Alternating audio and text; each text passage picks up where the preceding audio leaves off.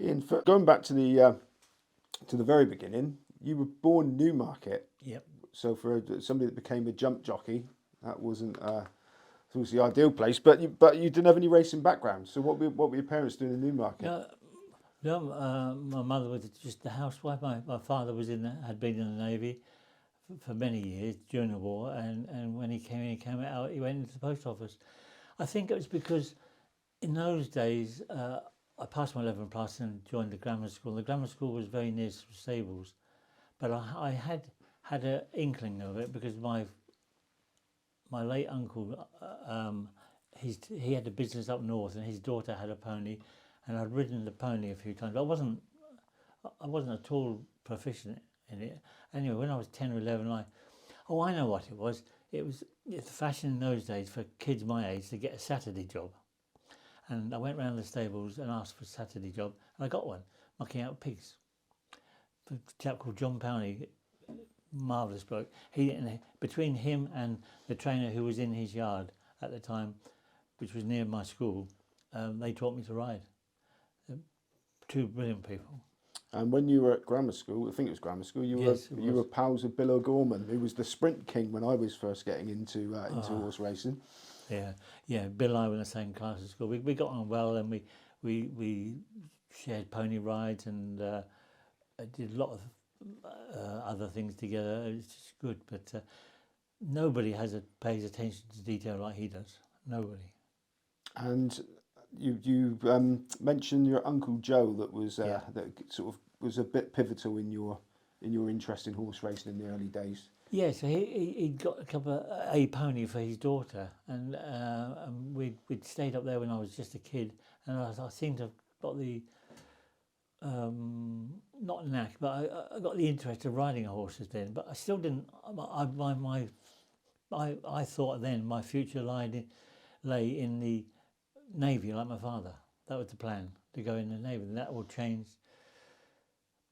Well, I learned to ride, and I still ride again. I started ride schooling for Pat Moore and John Powney, and the turning point, I suppose, was when I was 16, just turned 16, because Bill and I used to go to points together, and this chap Morris Bailey, who apparently Mark Prescott started with him as well.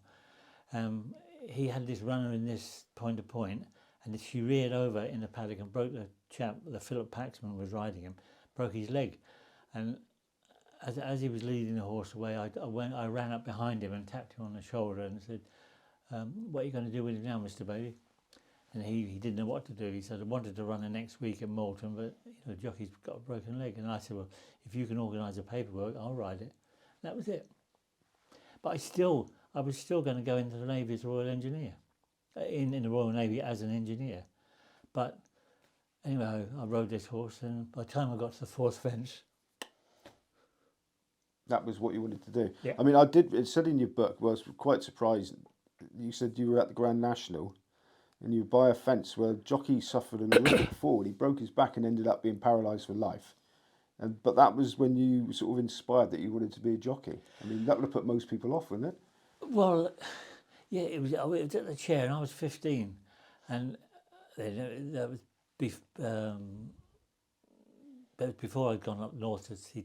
Well, the thing is, the excitement and the whole razzmatazz of the whole thing. But it was quite a big field that day, and they all streamed over the chair, and Paddy Farrell got this terrible fall, and I just came away from there saying, that really is what I want to do, and then riding in the point to point the following winter sealed it.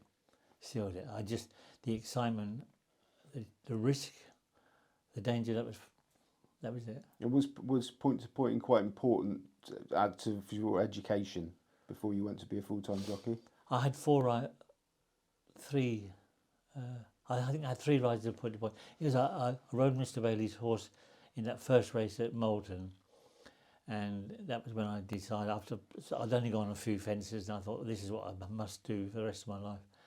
And then I rode it a couple more times, but I applied for jobs, different trainers, and I went up north and joined Tommy Robertson. That was the turning point. And you rode your first winner under rules in 1966. Yeah, and He worked for £9 a week up until then.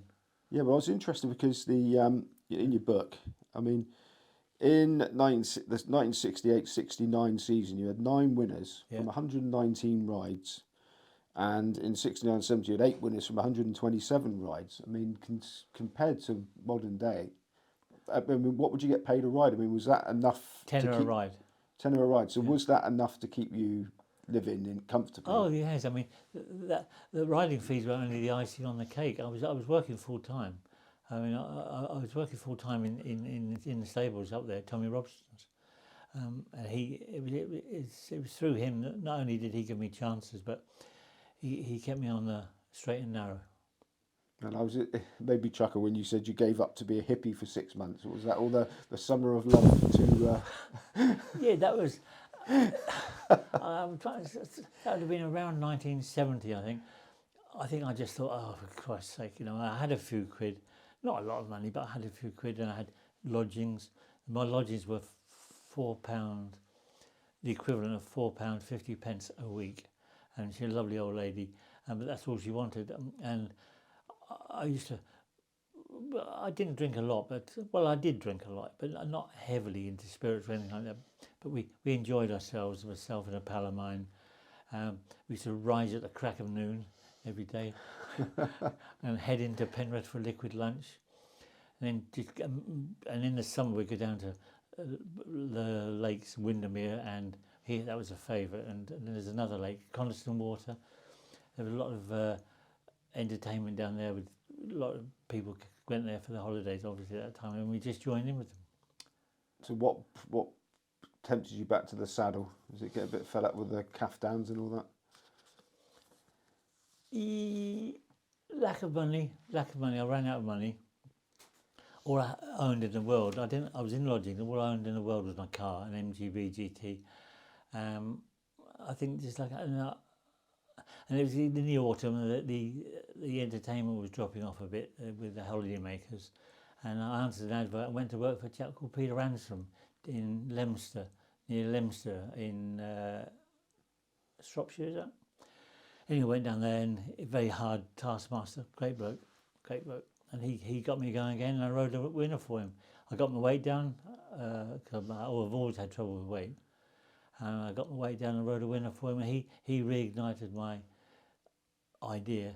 And then when I forget why I left him, I think maybe I'm not sure. Anyway, I came back to Newmarket, went and met Bill O'Gorman. Bill's father recently died. Bill was taking over the reins, and he said, "Come and give me a hand." And between us, we had a few winners jumping. Bill rode 1 or 2 winners himself, and he was a very good pilot. Should have been a flat jockey, but he's just a little bit on the big side.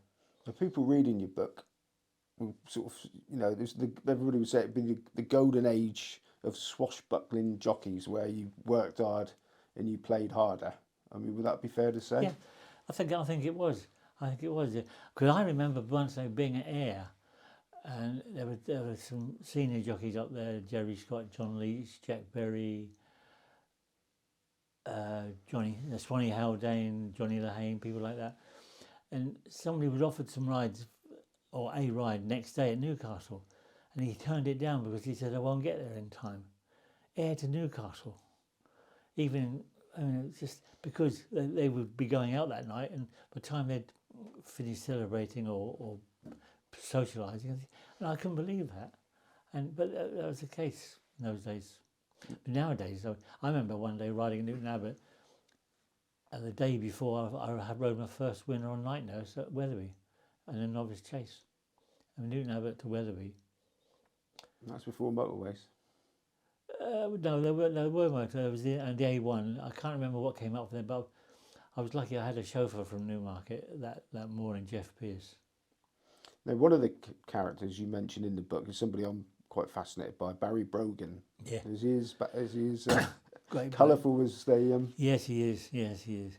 Yeah, he's a great bloke. You talk about partying hard. He was the bloke. But what a brilliant jockey! Strong as an ox. I remember one day he came to ride schooling at Oliver's. We schooled over Tuesdays and Thursdays, I think, and worked them. and he'd been out all night before. He'd been out all night. He got changed into some riding clothes in the yard, and we went down road schooling, and he rode several horses schooling. You wouldn't have known he'd had a drink. Terrific bloke, hard as nails, hard as nails. I still see him a couple of two or three times a year when he's in Ireland. He's in Malaysia now, but we walk down memory lane. His memory is so sharp, it really is, because he broke his back. He broke his back in Malaysia 20-something years ago. Right, I'll hopefully get hold of him at some point. Now, was there ever any sort of problems with like officialdom or trainers when you jockeys sort of were sort of riding a bit sort of hungover or half cut or whatever? But was there ever, or was it just accepted that's the way things were? Yeah, I never noticed anybody having drinking at all. That might be a modern thing. I don't know. Apparently, the Lambourne jockeys used to stop for a drink on the way to the races. I never did. Because I had serious weight problems, and also I was working for Tom Robson, and when you're working for somebody like him, you work right until the minute you leave. And when I came down to Newmarket, I was never in the company of people who stopped for a drink. There wasn't many of us riding here around Newmarket. And Steve started in '73. Jeff Barlow was with me. He lived with me for a while. But I suppose I was the main jockey in Newmarket then. But drink has never really interested me. Socially, wine, but that's all. Were there any jockeys that were like they would have to be now, where they were totally, sort of abstain from everything and go out running and all that sort of thing? Were there any that were like that, clean living? Graham Thorner was very clean living bloke, I think. But I being in Newmarket, I didn't actually socialise much with people away from this area. No, I can't recall anybody like that. Now you were, you say, quite a big lad to be a jockey, and you had some weight problems. So you had to go to some desperate measures to make sure you could do the right weight. Oh yeah, it's the weight problem. Yes, my good lady, my housekeeper. Well, she's been promoted now. My wife.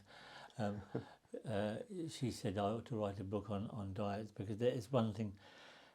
I don't say they're healthy diets, but I do know a lot about weight loss, and this amuses me. They say, "Oh, a 6-day diet." That's rubbish, absolute rubbish. If you want to lose weight, you diet 7 days, even 8 days a week. If you either want to lose weight or you don't. I think it's ridiculous. But luckily, in the early '70s, my girlfriend was a lovely young girl, and she knew a doctor in Warwickshire who would supply me with a certain type of pill that would stave off the hunger pains. And I lived on those for several years, and they were good. And they used to keep me awake and to give you the energy that you didn't get through food. And I took one every day, apart from I didn't ever take one Sunday unless I had a light ride on Monday. Yes, and I obviously never took them when I was on holiday or when I was injured. And you used to sweat in cars? Yeah, so that was regular. Go for a run with a sweatsuit on. Or when I was at Thompson Jones's, I used to ride out first lot before I went racing. I didn't go racing every day, but I used to ride out a lot with a sweatsuit on under my clothes. And there was one horse, if I was losing weight for a light ride coming up, I used to ask Fred if I could ride foreman, because this big, strong horse never used to leave you alone. And with a lot sweatsuit and a lot of clothes on, you really sweat. Yeah, it was uncomfortable, but mind you, I wasn't the only person. Ray Cochran, the flat jockey, he used to call in at the links every morning. I used to see him sometimes, and he'd run round the jump track, the jump canter, and then jump in his car off to the races with his sweatsuit on, and then obviously change when he got there. That was dedication. Ray used to ride jumping, but he used to ride at 8, 10, 8, 9 on the flat.